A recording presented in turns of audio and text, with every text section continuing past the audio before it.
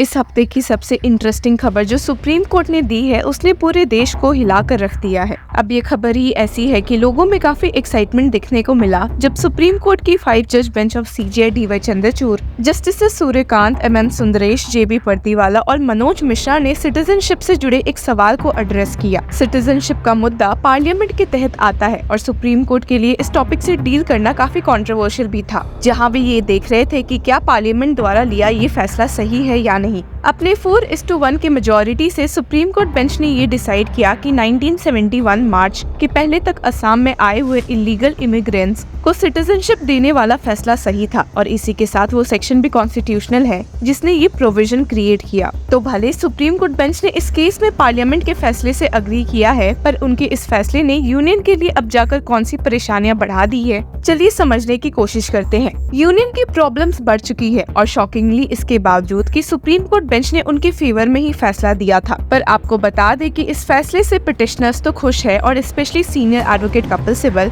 जो खुद एक पिटिशनर की ओर से इस केस में मौजूद थे, और यूनियन को एक मुंह तोड़ जवाब देते हुए एक्स पर ट्वीट किया है कि citizenship act 1955 section 6A upheld by Supreme Court, message to all. Live and let live. Conserve the culture of a multicultural and plural nation that India is. Bhakts listening, Bajrang Dal listening, governments listening, hope so. अब इस tweet से senior advocate Kapil Sibal इस ओर इशारा करना चाह रहे थे कि असम में पावर पाने के लिए बीजेपी ने कई बार हिंदुत्व और असामीज कल्चर के नाम पर लोगों को बहकाने की कोशिश की है और जिससे अपोजिशन पार्टीज के भी कुछ लीडर ने अग्री किया है। पर अब जो सुप्रीम कोर्ट ने भी 1971 की last cut off date for Assam declare किया है, तो नेक्स्ट प्रॉब्लम अब यूनियन के सामने पेश हुआ है सिटीजनशिप अमेंडमेंट एक्ट को लेकर। असम के लिए बाकी देश के मुकाबले कट ऑफ डेट डिफरेंट इसलिए भी सेट की गई थी क्योंकि 1971 में बांग्लादेश के फॉर्मेशन के दौरान काफी लोग वो देश छोड़कर इंडिया में आ गए थे। इसी को ध्यान में रखते हुए इंसानियत के नाते इंडिया ने उन्हें सिटीजनशिप देने का प्रोविजन पेश किया था। पर अब यूनियन के सामने प्रॉब्लम ये आ पहुंची है कि उन्होंने CAA के तहत इस लास्ट कट ऑफ डेट को 2014 तक की शिफ्ट कर दी है और जिसके सख्त खिलाफ ही एक बार वापस से असम के लोग दिखे हैं। सुप्रीम कोर्ट के इस फैसले की तारीफ करते हुए the all Assam students union, जो कि इस केस के लीड पिटिशनर भी थे, ने अब कहा है कि सुप्रीम कोर्ट के इस सेक्शन 6A की कॉन्स्टिट्यूशनल वैलिडिटी को अपहेल्ड करने के बाद अब यूनियन को CAA रिमूव कर देना चाहिए क्योंकि वो सीधे सीधे इस सेक्शन के खिलाफ जाता है। एक main point of conflict citizenship amendment act और असम अकॉर्ड में ये है कि जहां असम अकॉर्ड ने last cut off date for citizenship Assam में 24 मार्च 1971 की फिक्स की है, वहीं सिटीजनशिप अमेंडमेंट एक्ट ने साल 2014 की फिक्स की है। इससे तो यही साफ है कि CAA कहीं न कहीं असम अकॉर्ड को वायलेट कर रही है और जिसकी वजह से ही Lurinjyoti Gogoi, the former general secretary of AASU, ने स्टेट किया है कि CAA should be scrapped immediately as the Supreme Court's judgment nullified the cut-off date of the CAA. The Supreme Court clearly said that anyone who entered Assam illegally after March 24, 1997 is an illegal migrant and would not avail the benefits of the Section 6A of the Citizenship Act. आपको समझा दे कि CJI DY Chandrachud ने इस hearing के दौरान ये भी state किया था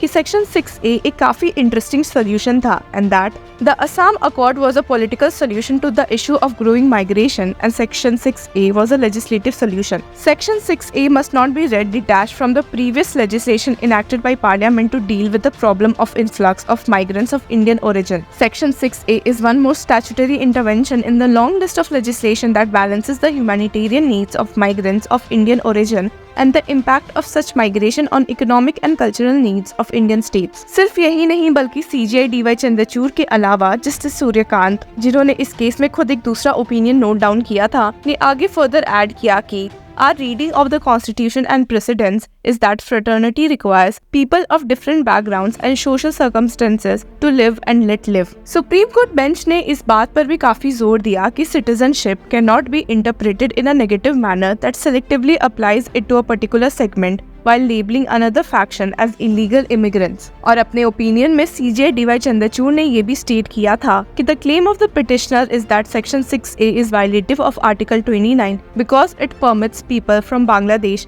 who have a distinct culture to be ordinarily resident in Assam and secure citizenship which infringes upon their right to conserve Assamese culture. अब जहां असम अकॉर्ड से असम में सिटीजनशिप की लास्ट डेट 1971 के फिक्स हुई थी, वही अब ये डेट CAA के हिसाब से 2014 तक के लिए शिफ्ट कर दी गई है। The CAA aims to expedite the citizenship process for non-Muslim migrants from Bangladesh, Pakistan and Afghanistan who arrived in India on or before December 31, 2014। और इसी की वजह से असम के लोगों को ये एक्ट असम अकॉर्ड के सख्त खिलाफ दिख रहा है और जिसकी वजह से ही वे आए दिन इसे चैलेंज कर रहे हैं और एक बार फिर से इसके खिलाफ दिखे हैं। अगर आसान शब्दों में समझा जाए तो CAA के अकॉर्डिंग उन इलीगल माइग्रेंट्स को भी सिटीजनशिप मिल जाएगी जिनके खिलाफ असम के लोगों ने इतना आक्रोश दिखाया था। आपको बता दें कि वैसे ही इस सेक्शन 6A के खिलाफ उंगलियां उठी थी, इतनी कि इसकी कॉन्स्टिट्यूशनल वैलिडिटी को भी चैलेंज करते हुए ये केस सुप्रीम कोर्ट जा पहुंचा था। और अब जो सुप्रीम कोर्ट ने अपना फैसला लिया है तो शायद लोगों में आक्रोश और बढ़ता है या कम होता है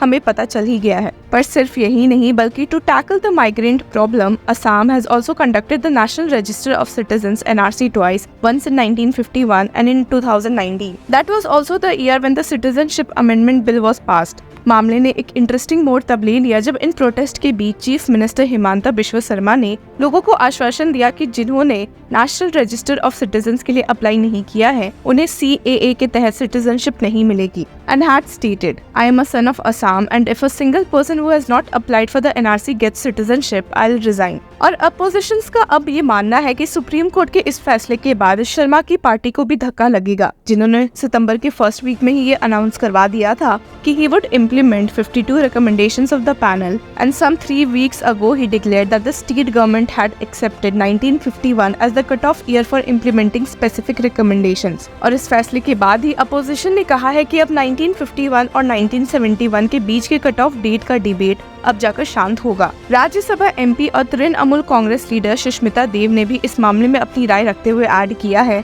कि it has been politicised time and again to keep the pot boiling. Finally the supreme court has settled it and the BJP government in Assam should not meddle with it anymore to create divisions in the state. Congress Lok Sabha MP from Jorhat Gaurav Gogoi ने भी इस मामले में supreme court के फैसले का welcome किया है और स्टेट किया है कि home minister Amit Shah instituted a committee into the implementation of clause 6 of the Assam accord and yet the member secretary of that committee, who was a government of India representative, did not even sign the final report. That just shows how the Assam Accord has always been something of rhetorical value for the BJP, which does not want to find meaningful answers to the problems of Assam, and that is why the NRC process remains incomplete. इन सब के अलावा हमने इस बात से भी deal किया है कि कैसे जस्टिस JB पर्दीवाला ने इस सेक्शन को अनकॉन्स्टिट्यूशनल डिक्लेयर करते हुए अपनी डिसेंट दी है और स्टेट किया है कि thus an immigrant whose name figures in the electoral roll despite being a foreigner continues to be eligible to vote in the elections till that person is detected as a foreigner and the name of that person is struck off the electoral roll, there being no temporal limit to the applicability of section 6A. This situation would continue in the years to come till the detection exercise is completed. तो देखते हैं कि क्या आने वाले दिनों में union को सिटीजनशिप अमेंडमेंट एक्ट को लेकर कोई नई मुसीबत फेस करनी पड़ सकती है या नहीं। Till then, keep following Law Chakra.